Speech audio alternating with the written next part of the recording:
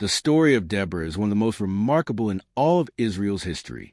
In a world ruled by men, where women were rarely seen as leaders, Deborah rose as a judge, a prophet, and a voice of God to an entire nation. She did not seek power, yet authority rested on her. She did not command armies with force, yet her words moved warriors into battle. Her life proves that God chooses leaders not by status or gender, but by faith and obedience. After the death of Joshua, Israel entered a dark and uncertain season. There was no king, no united government, and no clear direction. The Bible describes those days simply. Everyone did what was right in their own eyes. People followed their own desires instead of God's law. Justice faded. Morality weakened. Fear replaced unity. The nation that once walked boldly with God now stumbled in confusion. Over time, Israel fell into a painful cycle. They turned away from God and worshiped the idols of surrounding nations. As a result, God allowed their enemies to overtake them. Foreign kings invaded their land, taxed their harvests, and ruled them with cruelty. When suffering became unbearable, the people would cry out, "Lord, save us!" And in his mercy, God would raise a judge to deliver them. This cycle repeated again and again. One day, during one of Israel's darkest hours, a woman was quietly leading from the hills of Ephraim. Her name was Deborah. She did not sit on a throne or command from a fortress. Instead, she sat beneath a palm tree between Ramah and Bethel. People came to her with their problems, family disputes, land arguments, questions of justice. And Deborah listened. Then, guided by God, she spoke with wisdom and clarity. But Deborah was more than a judge. She was also a prophetess, a woman who heard God's voice and spoke his message. When the people gathered beneath her palm tree, they did not just hear advice. They heard God's direction. "The Lord has not forgotten you," she would tell them. "He still sees your suffering." And for the first time in many years, hope began to rise in the hearts of a broken nation. At that time, Israel was suffering under a cruel enemy. King Jabin of Canaan ruled from Hazor, and his army commander, Sisera, enforced his power with brutal force. For 20 long years, the Canaanites oppressed the Israelites. Villages were raided, crops were taken, roads became dangerous. Families lived in fear. Many whispered at night, "Has God forgotten us?" But beneath her palm tree, Deborah prayed and waited for God's answer. Sisera's greatest weapon was his army of iron chariots, 900 of them. These machines of war thundered across the plains, unstoppable by ordinary soldiers on foot. Wherever they appeared, resistance collapsed. To the Israelites, the chariots seemed invincible. "How can we fight this?" the people asked one another. Fear spread like a shadow across the land. One day, as Deborah sat in prayer, the word of the Lord came to her. She lifted her head, knowing that the moment had arrived. God was about to act. He was about to break the chains of oppression. Deborah did not hesitate. She sent for a man named Barak, son of Abinoam, from the town of Kadesh in Naphtali. When Barak arrived, she looked at him steadily and spoke. "The Lord, the God of Israel, commands you," Deborah said, "Go, take 10,000 men from Naphtali and Zebulun. Lead them to Mount Tabor. I will draw Sisera and his army to the Kishon River, and the Lord will give him into your hands." Her voice was calm, but her words carried the weight of heaven. This was not a suggestion. It was a divine command. Barak listened, his heart racing. He knew the power of Sisera's chariots. He knew the fear that had ruled the land for 20 years. Finally he spoke. "If you go with me, I will go," he said. "But if you do not go with me, I will not go." His words were honest. He trusted Deborah as God's prophet. He wanted God's presence with him in battle. Deborah studied him for a moment. Then she answered, "I will go with you, but because of the path you have chosen, the honor will not be yours. The Lord will deliver Sisera into the hands of a woman." Barak did not fully understand her words, but he accepted them. Together, they rose to obey God. Barak went through the northern tribes, calling men to arms. Messengers ran from village to village. "Come to Mount Tabor," they cried. "The Lord is calling us to fight." Farmers left their fields. Shepherds laid down their staffs. Fathers kissed their children and joined the march. Soon, 10,000 men gathered behind Barak, and Deborah went with them. From the heights of Mount Tabor, the Israelite army could see the wide Jezreel valley below. It was open land, perfect for chariots. Human logic said they were walking into defeat. Some soldiers whispered, "This is madness." Others clenched their weapons in silence. Deborah moved among them, her presence steady and fearless. "The Lord goes before you," she reminded them. Word quickly reached Sisera. "Barak has gathered an army on Mount Tabor," his scouts reported. Sisera laughed at first. "They dare to challenge me?" he said. Then he gave the order. "Summon the chariots. All 900. We will crush them today." His army rushed to the Kishon River, confident of victory. The ground shook as the chariots rolled forward. Iron wheels cut into the earth. Horses snorted. Soldiers tightened their armor. From the valley, Sisera looked up at Mount Tabor and smiled. He believed the battle was already won. "They cannot escape," he told his officers. "Today, Israel will learn its place." High on the mountain, Deborah felt the moment arrive. She turned to Barak and spoke with authority. "Go," she said. "This is the day the Lord has given Sisera into your hands. Has not the Lord gone before you?"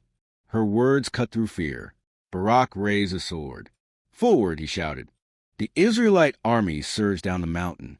10,000 men charged into the valley below. Dust rose into the air. Hearts pounded. Feet thundered across the ground. To human eyes, it looked like a desperate move. But heaven was already at work. Suddenly, the skies changed. Clouds gathered. Wind howled. Rain poured down upon the valley. The ground softened, then turned to mud. The Kishon River began to swell. Sisera's chariots, once unstoppable, slowed. Wheels sank. Horses stumbled. The mighty war machines became traps. Panic spread through the Canaanite ranks. "We cannot move," soldiers shouted. "The chariots are stuck." Israelite warriors rushed in, striking from every side. What seemed like an impossible battle became a sudden rout. The enemy fled in confusion as the river overflowed and the valley swallowed their advantage. Barak pursued them without mercy. All across the field, the Canaanite army collapsed. By the end of the day, not a single soldier of Sisera's force remained standing. The iron chariots lay abandoned in the mud. The power that had terrorized Israel for 20 years was broken. It was clear to all, the victory belonged to the Lord. While his army was being destroyed, Sisera escaped the battlefield on foot. The proud commander who once rode in iron chariots now ran for his life. Dust covered his clothes. Fear filled his heart. He looked back and saw nothing but defeat. "This cannot be happening," he whispered. But it was. Desperate for safety, Sisera fled toward the tents of the Kenite, a nomadic people who had friendly relations with both Canaan and Israel. "I can hide there," he thought. "They will protect me." His strength was failing, but hope pushed him forward. As he approached the camp, he saw a woman standing near a tent. Her name was Jael, the wife of Heber the Kenite. Sisera recognized the place and called out, "Please, give me shelter. I am being chased." Jael looked at him closely. She knew exactly who he was. "Come in, my lord," Jael said calmly. "Do not be afraid." She led him inside her tent and covered him with a blanket. Sisera collapsed on the ground, exhausted. "I am thirsty," he said. "Please give me water." Jael brought him milk instead, a richer drink that soothed him. Feeling safe, Sisera gave her one final request. "Stand at the entrance," he said. "If anyone comes and asks if someone is here, say no." Jael nodded. Soon his breathing slowed. The commander of armies, the terror of Israel, fell into a deep sleep. Jael stood quietly listening. She knew what this moment meant. She knew what Sisera had done to God's people for 20 years. Her heart was steady. Without a word, she took a tent peg and a hammer. Step by step, she moved toward the sleeping man. With one swift and powerful strike, Jael drove the peg through Sisera's temple, fastening his head to the ground. There was no struggle, no cry. The mighty general died in silence. In a simple tent, far from any battlefield. The enemy of Israel met his end. Jael stepped back, her hands trembling, her breath heavy. She knew what she had done would change history. The man who once commanded 900 iron chariots was gone. God's promise through Deborah had been fulfilled. Sisera had fallen by the hand of a woman. Meanwhile, Barak continued the pursuit. He followed Sisera's path through the countryside until he reached the Kenite camp. As he approached, Jael came out to meet him. Her face was calm, but her eyes were intense. "Come," she said, "and I will show you the man you are looking for." Barak entered the tent. There lay Sisera, lifeless, the tent peg still fixed in his head. Barak stood in silence. The battle was truly over. The enemy was defeated completely. Deborah's words echoed in his mind. The Lord will deliver Sisera into the hands of a woman. That day, God broke the power of Jabin, king of Canaan. The oppression that crushed Israel for 20 years came to an end. Villages were free again. Roads were safe again. Families could breathe without fear. The people looked at one another in disbelief and whispered, "The Lord has saved us." After the victory, Deborah and Barak stood before the nation and lifted their voices in song. It was not a song of pride, but of praise. When the leaders lead in Israel, when the people willingly offer themselves, "Praise the Lord," Deborah sang. Their words echoed across the land. The song remembered the days of fear, when roads were empty and villages abandoned. It spoke of how Israel had been weak and unarmed. There was not a shield or spear among 40,000, the song declared. Yet God had not abandoned his people. The song praised the tribes who came to fight: Ephraim, Benjamin, Zebulun, Issachar. It honored those who risked their lives for freedom. But it also called out those who stayed behind. "Why did you remain among the sheepfolds?" Deborah sang, reminding Israel that courage requires action. Then the song described the battle in powerful words. From the heavens the stars fought, it proclaimed. From their courses they fought against Sisera. The Kishon River was praised as God's instrument, sweeping the enemy away.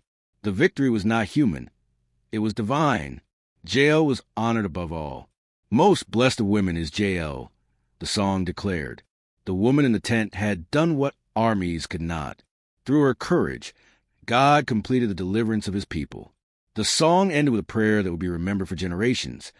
"So may all your enemies perish, O Lord, but may those who love you be like the sun when it rises in its strength." With those words, Israel celebrated not just a victory, but a renewed relationship with God. After these events, the land had peace for 40 years. Under Deborah's leadership, justice was restored and stability returned. She continued to judge the people with wisdom and humility. When disputes arose, they still came to her for guidance.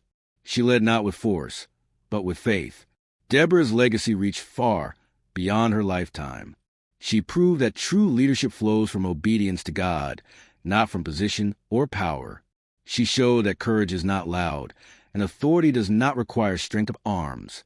Through her, God reminded Israel and the world that he can use anyone to fulfill his purpose. Deborah's story still speaks today. It calls the fearful to rise. It challenges the proud to trust God. It reminds every generation that when God's people listen, obey, and act in faith, even the strongest enemies will fall. And like Deborah, those who walk with God will shine, steady, fearless, and strong. If you like stories like this, subscribe to the Golden Bible Story page on YouTube. Follow on Instagram, Facebook, and TikTok. God bless you.